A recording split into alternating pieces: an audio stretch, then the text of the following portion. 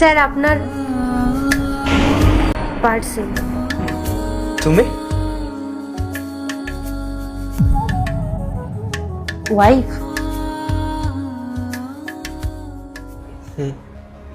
তোমার বাড়ির লোক তোমার কথা মানেনি, কিন্তু তুমি খুব সহজেই তোমার বাড়ির লোকের কথা মেনে নিয়েছো। তোমার বিয়ে হয়ে গেছে? না, বিয়ের আগে আমার বাড়ির লোক জানতে পেরে গেছিল আমি প্রেগনেন্ট, তাই ওরা আমাকে মাঝ রাতে বাড়ি থেকে বার করে দিয়েছিল। সরকারি হসপিটালে আমি আমার মেয়েকে জন্ম দিয়েছি একা। আমারও একটা ছেলে আছে 2 বছরের। আমারও মেয়ে আছে 3 বছরে, এত বড় হয়ে গেছে, পুরো আমার মতো দেখতে হয়েছে। তুমি আমাকে একবার ফোন করোনি কেন?